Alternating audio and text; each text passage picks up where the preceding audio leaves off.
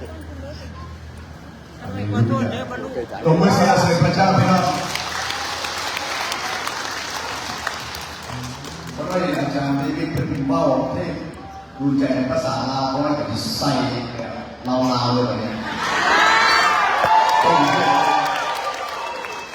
อันนี้เป็นครั้งแรกในชีวิตเทศนาก่อน10 โมงในงานขึ้นทูล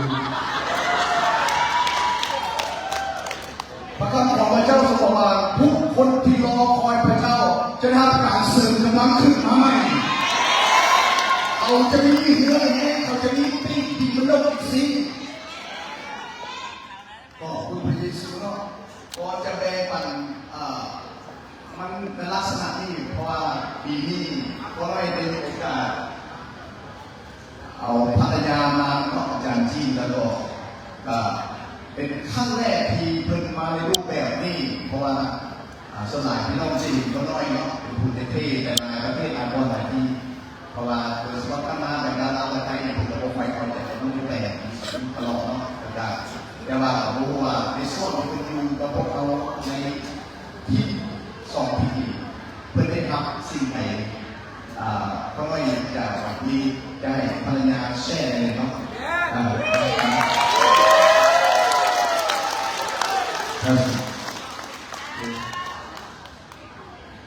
เพื่อนกับก็ภาษาลาวคอย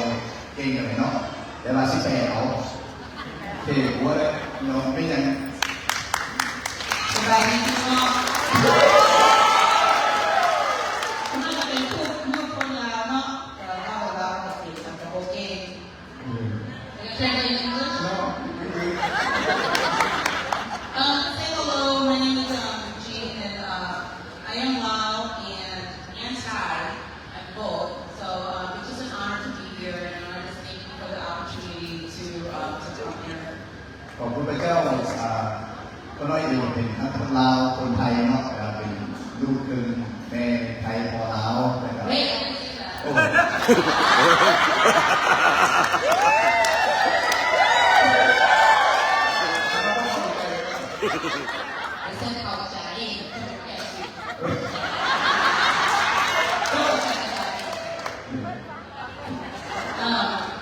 So I am not Thai Lao. My dad is from Laos. Paul, Majakao, Ban, Borosok, and my mom is from Udon, and Yumi Udon. คนอุดรนี่ดิคนอุดรนี่ดิMany guys you could pick up kind of so. Yeah. So yeah, I have roots here in Thailand. So it is a good opportunity to be here and just to observe everything. I've been here for 2 weeks. my mom got salty love. And I didn't know why, the reason, the purpose that God had me coming here. ที่แรกแม่โบเข้าใจว่าพระเจ้ามีพระประสงค์อย่างที่ไหนก็ให้มาในงานฟื้นฟูในครั้งนี้ Because I knew that I have a language barrier, even though my parents are Thai. เพราะฉะนั้นเราไม่มีปัญหาเรื่องภาษาเรื่องสื่อสารภาษาคือว่าพ่อแม่เป็นคนลาวคนไทยกันจริง And my ministry is so different from my husband's. และการรับใช้ที่พระเจ้าทรงเรียกเขาน้อยก็แตกต่างกับสามี And he's been traveling over Europe and to Asia for over 15 years. เขาน้อยสามีคือตัวเขาเองได้ไปเทศนาฟื้นฟูหลายปีในโซนยุโรปหลายปี So as you know, I am a pastor too. เขาน้อยก็เป็นศิษย์แม่บ่าวเป็นเวลา So for those 18 years, that's how long I've been a pastor. For those 18 years that he's traveled, what people don't see is what I've been doing. ไอ้ตอนนี้18 ปีที่สามีได้ออกไปเทศฟื้นฟูแต่ว่าหลายก็รู้ว่าเขาไม่เห็นอยู่เบื้องหลัง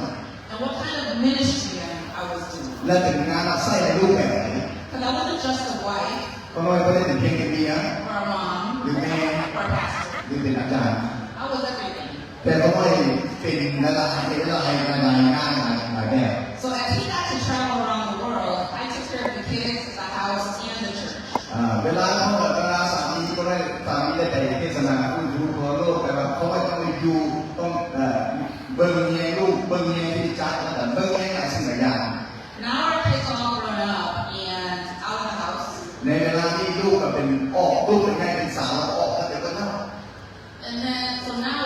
two of us เวลานี้เหลือแต่พวกเขาสองคน are taking them. โอ้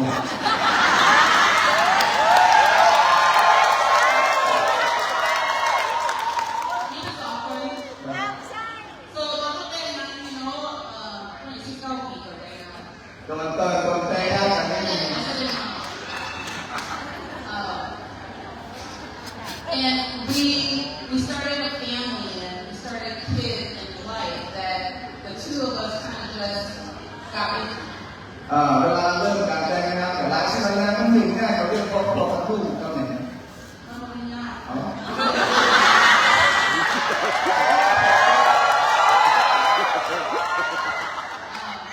But now, when you get a key, it's not safe to tell them no. Because look the guy up, you know, so we look up from Pumia, look at key that we moved to, or my, from the book, my, เริ่มบุกในแล้วพบเดือนแล้วมันมีผู้ซอยมีผู้เทศมีผู้นำ we have a pastor retired pastors who can take care of the church while I'm here so that's another blessing because when we were at the other churches there was no one to preach or teach when he was on except for me ในเพราะว่าในการรับใช้ในการเคลื่อนไหวเวลาเราว่าไหนทีจะมาเคยรับใช้อีกวันหนึ่งกับบางท่านกับข้าผู้นำมันจะมันเป็นตัวแทนแต่ของพระเจ้าในโบสถ์ที่เขาไปรับใช้ในเขามีผู้นำที่เวลาพวกเขาไม่ไปตามประเทศต่างจะมีคนสอยคนดูแลที่ดีจัง So purpose well I didn't know what God was going to tell me because I don't know a lot of you guys have seen me on face เคยเห็นผมอยู่ Facebook page เนาะผมแปลฝันให้มันอยู่บ้านAnd I'm not that too. No, right? Yeah. And so when I was putting the child, you know, doing bang my mom, money. I said, oh, the food stuff because the job don't bother me. God has to tell me if I'm going to speak or not. I just don't do it. เพิ่นพาก่อนมากับพวกพระเจ้าจะให้เป้าอยู่พวกมาถ้าพระเจ้าบอกว่าให้ดีใจเพิ่นจะบอกว่า Because you know in the Bible it tells you too like there's a time to be silent and there's a time to speak. ในพระคำของพระเจ้าจะบอกว่าในมันมีวาระในพระคำที่สัญญาจารย์บทที่3มีวาระที่จะเล่ามีวาระที่จะต้องมีเงียบ And you know also in the Bible tells you there's for such a time as this there's a purpose. แล้วพระคัมภีร์ก็บอกว่าในที่การมันก็มีแบบในสภาพการที่เหมาะสมนะ So me being what we call the backbone, right? ที่ตามที่พูดว่าก็น้อยก็เป็นกระดูกสันหลัง And I don't know if this is a joke or I hope it's not offensive, but as women, we are the backbone for the husband. สำหรับพวกเขาที่เป็นผู้หญิงเป็นสตรีเขาเป็นกระดูกสันหลังของสามี And you guys have heard the husband is supposed to be the head of the house, right? พี่น้องได้ยินว่าผัวสามีต้องเป็นหัวของครอบครัว With this one, the backbone is connected to the neck, so we control the neck.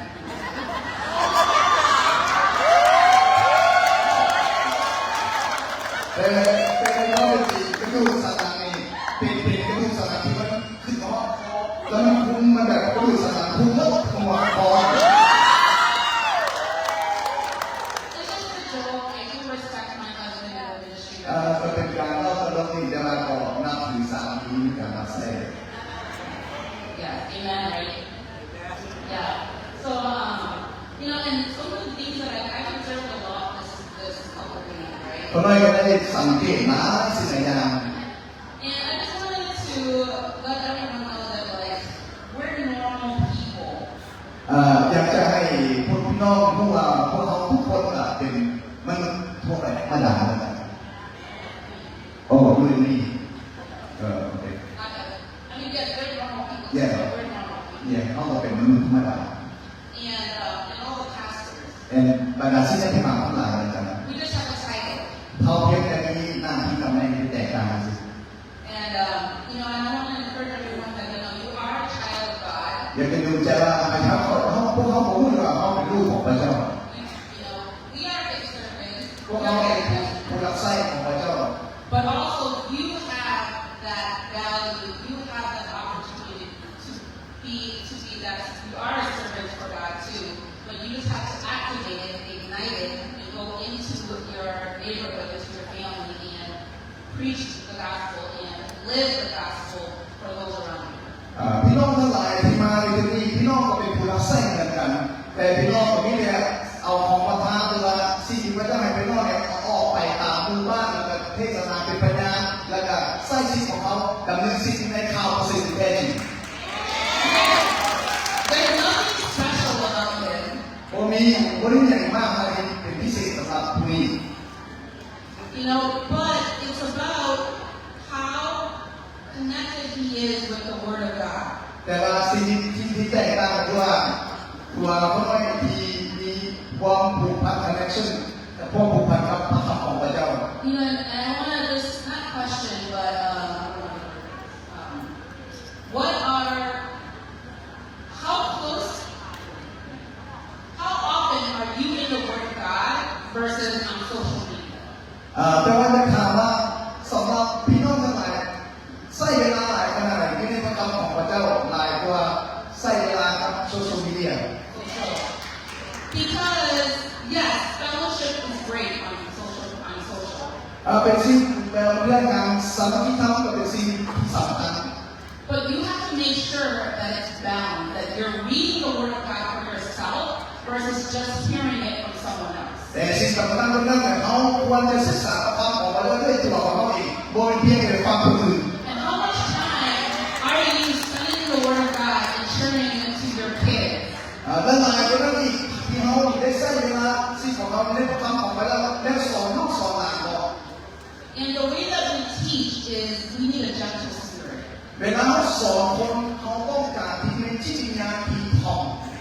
You know, it's not about telling our kids or the people who are not believers, don't do this, don't do that. เขาบอกเพียงแต่ว่าแบบใช้วิธีการแบบสร้างโมเดลนั่นเป็นแบบนี้เขาต้องเห็นแบบนั้นเป็นแบบนี้ It's about love. That's what you just preached about love. How are you showing God's love to your kids without yelling at them? แต่สำคัญที่การแสดงความรักโดยว่าใช้ความรุนแรงในการให้ ให้เด็กน้อยให้ลูกให้ผัวให้อะไร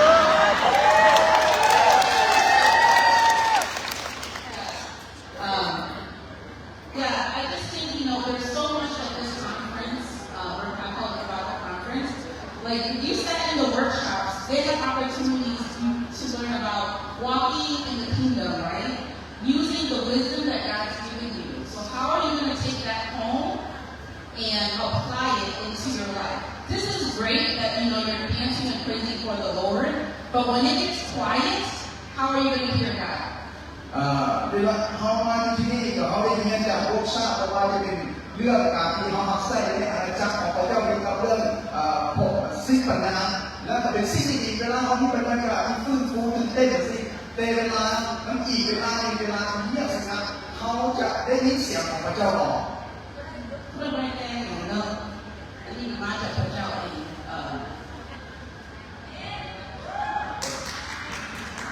No, I did not prepare anything because all God did was say, Gene, you're supposed to share something, but I'm not going to tell you until you get on the stage. พระเจ้าได้บอกให้หน่วยว่าที่จะต้องแบ่งทำสิ่งของงานแต่เราก็ไม่ได้เกี่ยวไม่ได้ทุกอย่างเวลาขึ้นมาแล้วก็มีคำว่าออกมา And it's not me yelling at you, so I hope you know what I'm yelling at. ผมไม่ได้ให้ผมไม่ได้เส้นเสียงให้พี่น้องเลย But it's just a purpose. So you're here for a purpose. You're sitting in this chair for a purpose, for a reason, and you have to quiet yourself, empty yourself from everything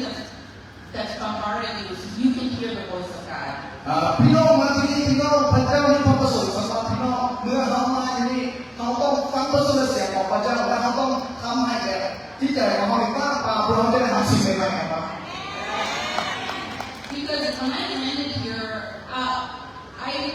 felt spiritual warfare attacks me immediately. เมื่อเขาไม่มาถึงประเทศไทยครั้งแรกเขาให้ผมรู้สึกว่าถึงหลักต้องสู่ในทางวิญญาณเลย And I had to remind myself that the devil is doing his work because he knows what's going to happen, what we're doing inside of him. เพราะว่าซาตานมันก็ทำงานของมันไปแต่ก็กลัวเพราะมันรู้ว่าเขามาอยู่ที่นี่มาถูกอย่างมาที่ไหน So we have to rely on the Holy Spirit to speak to us in a way that sometimes we never even heard or we think is from God. ซึ่งเราจะเป็นต้องเพิ่มในองค์พระวิญญาณบริสุทธิ์ที่ผมจะเฝ้าในสมองหรือในจิตใจของเขา And it's like I said, we need some of the words that I wrote in my devotion is, we have to have accountability. เราต้องมีความรับผิดชอบในหลายสิ่ง เขาต้องมีคนอยากทำเขาต้องขาดเขาต้องมีคนเอา everything like to speak to them about things, accountability, accountable. เขาต้องมีคนเตือนเขาก็บอกเขาแบบเช็คเขาไป But this person has to be a believer. You can't just tell anyone anything. จำเป็นต้องเป็นผู้มีเสื้อแล้วมันก็กับคนที่ผู้เสื้อหรือก็ทั่วไป Yeah, so I just want to encourage that, like literally, like this is all I had was one page, and I definitely spoke in more than one little tiny page, But I just want to be like for women too. You're capable. Oh, I didn't share a Bible. Let me share a Bible because I feel like scripture. I have a scripture. I wanted to share in Philippians. Everyone knows this, right? It's up.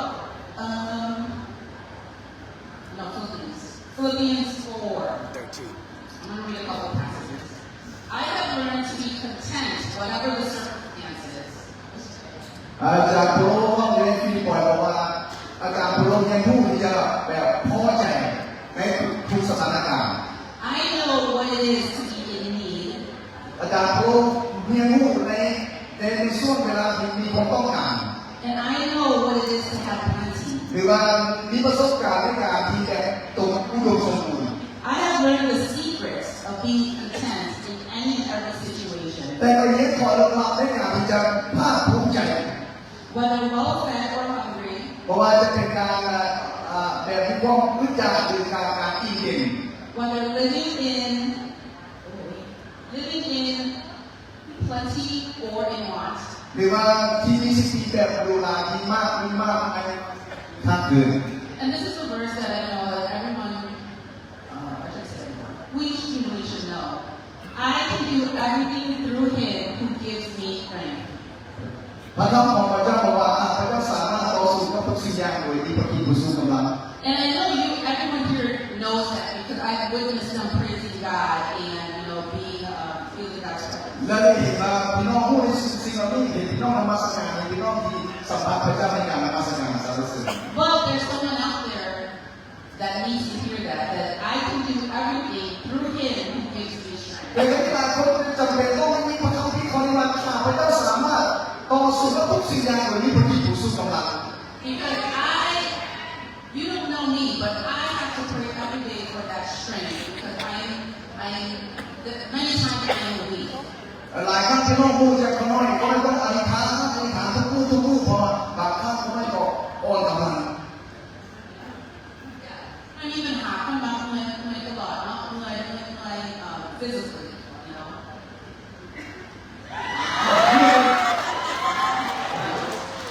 So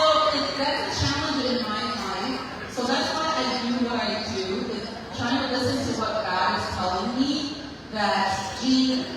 listen to me, and like I said, it's a time to be silent, but when I speak, I speak. When it's a time to be silent, I'm silent. But when I speak, people should listen. I'm not big at it. I'm just saying, like, เพื่อจะว่ามันจะมีช่วงเวลาที่จะเข้าเวลาที่จะเงียบที่จะฟังมันมีเวลาที่ขึ้นของแต่ละขึ้น and many times it's the silent one that you really need to listen and pay attention to when they speak. But that is so meaningful. ในช่วงที่เงียบสักนั้นจะเป็นช่วงที่สำคัญเมื่อเราจะได้รับความกระจ่างแจ้งในของต่างๆ So, for encouragement, you are here for a reason. พี่น้องมาที่นี่ขอจุดประสงค์มีจุดประสงค์ Know your worth and value. แล้วก็เข้าแบบชีวิตที่มีคุณค่า Know that you are more capable than you think. และพี่น้องก็มีความสามารถหลายกว่าพี่น้องเคยมี And then I have this on my saying on my Instagram, don't follow me, follow Jesus. เพิ่นมีอินสตาแกรมเพิ่นว่าเราต้องติดตามเพิ่นติดตามพระเยซู So in this world where there's lots of social and stuff, don't follow them, but follow Jesus. ในบนโลกนี้มันก็มีโซเชียลมีเดียหลายอย่างแต่ให้ติดตามพระเยซู So that's just the word of encouragement that I wanted to share was, Jesus is the only way, and we know that. That's why you are here. And if you don't know Jesus, today, that I feel like it's just something that God has spoken me to speak to you, that, Jesus is the way, and He is the strength, He is the comforter, and He's always going to be there for you. ในสิ่งที่อยากเป็นปัญหานี้ก็คือว่าพระเยซูที่ต้องเป็นคำตอบเป็นสิ่งเป็นกำลังเป็นความหวังพระองค์เป็นทุกอย่างสำหรับทุกคน And I wanted to do something because my heart is with kids, but it's like 10:30 and all the kids are sleeping. I wanted to pray for all the kids, but they're all asleep. แต่ว่าเพิ่นมีหัวใจสำหรับงานใส่กับคนนุ่มเด็กน้อยในการอธิษฐานแต่ว่ามันจะเลิกกับเด็กน้อยคนนึงนอนแล้ว ไปนอนแล้ว But anyways, that's our next generation to our kids. We have to train them, we have to lead them because they actually watch us. They will, repeat us through what we เขาต้องฝึกเขาต้องเตรียมคนรุ่นใหม่เพราะว่าลูกๆหลานๆเขาจะเบิ่ง Yeah, because if you look around, a lot of old people here, we're gonna be going up to see Jesus soon. So we need to train them. They need to be the next generation to be doing these revivals, to be preaching God's word. เขาต้องเตรียมคนยุคใหม่เพราะว่าหลายท่านงานนี้เรียนคนอาวุโสมาเขาต้องเตรียมส่งต่อคนยุคใหม่ And that's what love God is, right? นั่นคือความรักของเจ้าที่ส่งต่อ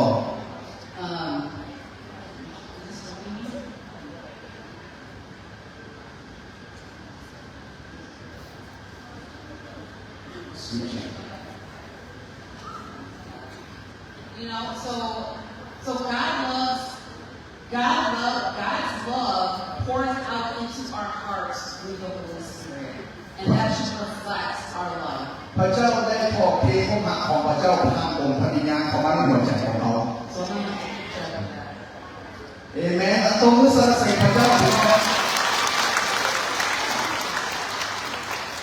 และสิ่งที่อันนี้เป็นเรื่อง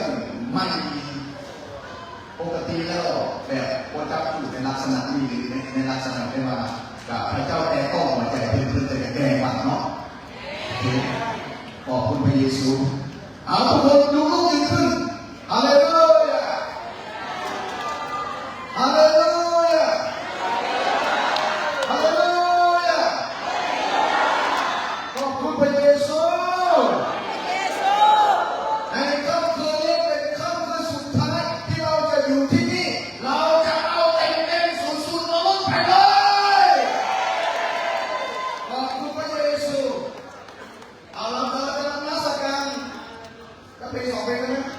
แล้วเราก็จะเอาตามการทรงนำของพระวิญญาณบริสุทธิ์ไปเลย Free flow in the Holy Spirit Amen Hallelujah Thank you Jesus ขอบคุณพระเยซูเอามาเลยเอามานมัสการพระเจ้าเลยเอามาเลยเอเมนขยับมาแล้วก็พวกนี้นะครับเราจะพี่น้องครับจะเป็นพยานสั้นๆครับ1 นาทีเมื่อเราอธิษฐานให้กับคุณพ่อที่เราที่อาจารย์ท่านทำอธิษฐานสั้นๆท่านกำลังอยู่ในอาการโคม่ามีหมอบอกว่ามีเหลือแค่ 5% ที่จะมีชีวิตรอดณเวลานี้เราได้ข่าวออกมาว่าท่านลืมตาขึ้นมาและเซ็นตัวเองได้หมอบอกว่า1 ล้าน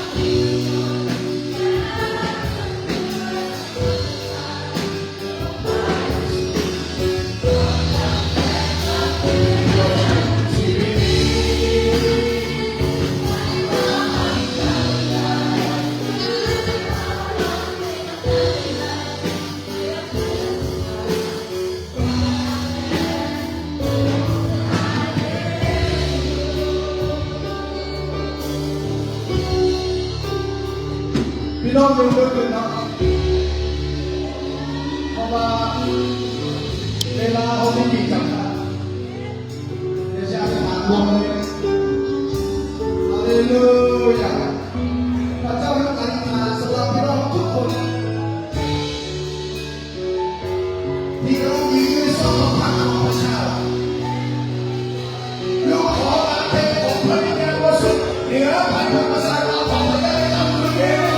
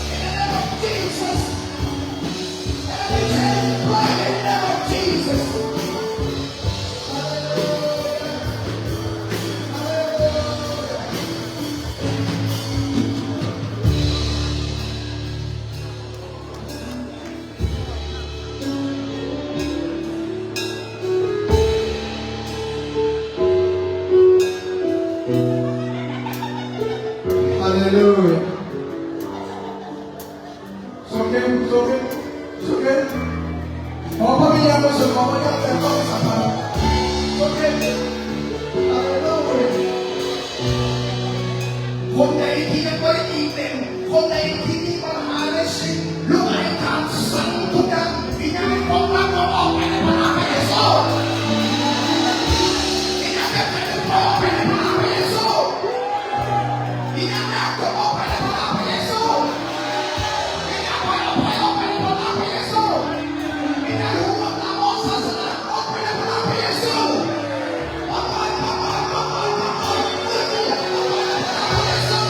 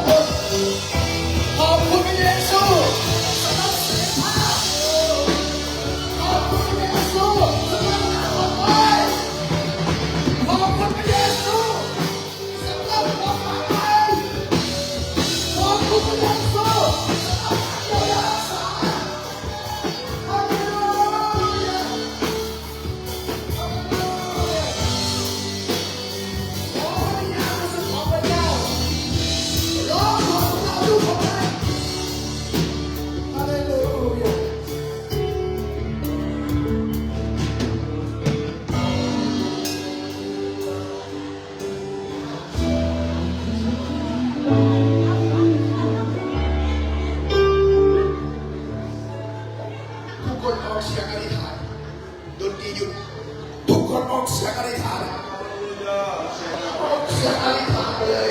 ให้พระบิดาประสบของพระเจ้าเติมเต็มในชีวิตใครยังไม่แต่งไม่ตีขอพระองค์เทผมรักขอพระองค์ให้แต่งไม่ตีไม่ลดในค่ำคืนนี้เปิดใจต่อการทำงานต่อการเคลื่อนไหวของพระวิญญาณบริสุทธิ์ฮาเลลูยาฮาเลลูยา Thank you Jesus ขึ้นไปกับพระวิญญาณ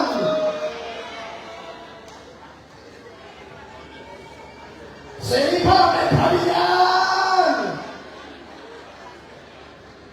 ฮาเลลูยาขอบคุณพระเยซู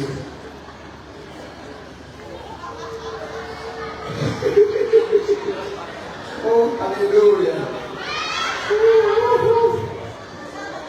Jesus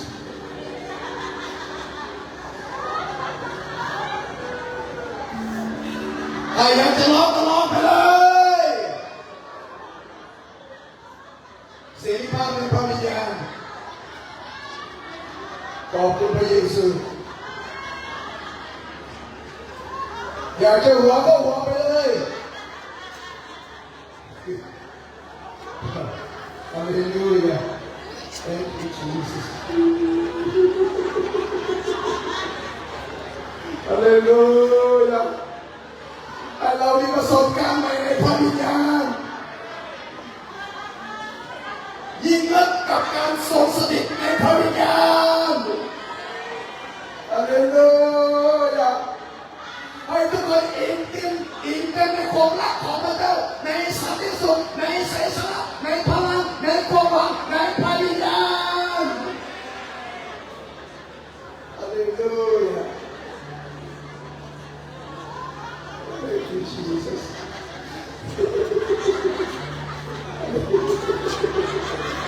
Hallelujah Hallelujah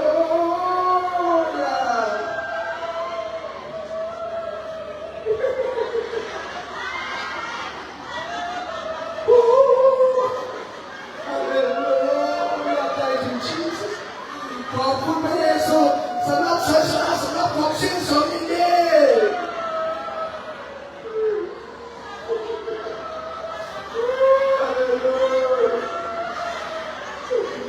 ประเทศไทยประเทศลาวคนลาวคนไทยต้องการการเฟื้นฟู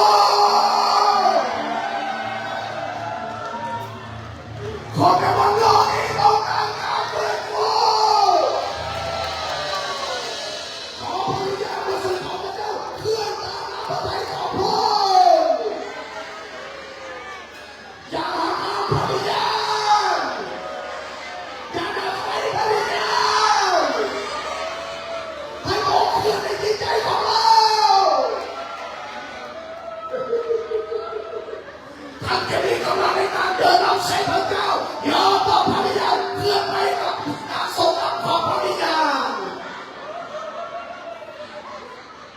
ชีวิตเราจะได้รับการเปลี่ยนแปลง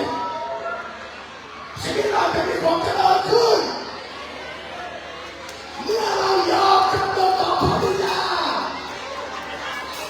เมื่อเรายอมจำนนต่อพระวิญญาณเราจะมีกำลังเหนือธรรมชาติเฮ้เฮ้เฮ้เฮ้เฮ้ฮาเลลูยาฮาเลลูยาฮาเลลูยาฮาเลลูยา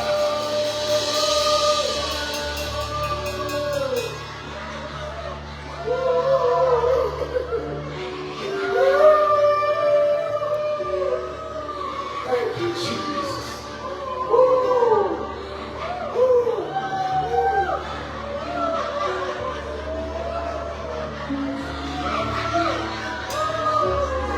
Lay lông mai thu lâm kẻ kia lay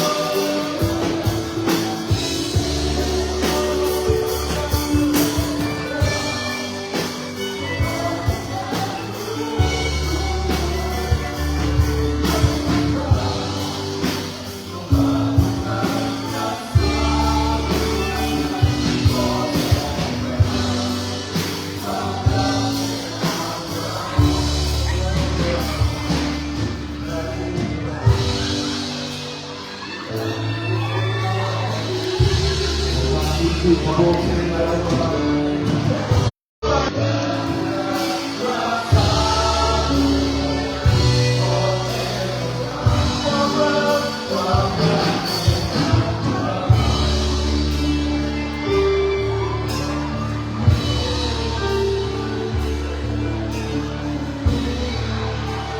เราจะอธิษฐานถ้าผู้ใดผู้มีโอกาสอธิษฐานเมื่อจะพลาดพอเป็นวันสุดท้ายพระเจ้าจะขอบคุณพระองค์ให้พระเยซูทำเกียรติเป็นผู้ใหญ่เมื่ออธิษฐานสำหรับการพักผ่อนกลางคืนนี้ขอพระเจ้าทรงอ้อมกอดพระลูกไว้ให้พระลูกนอนในอ้อมกอดของพระเยซูลูกที่อธิษฐานในพระนามพระเยซูคริสต์เจ้าอา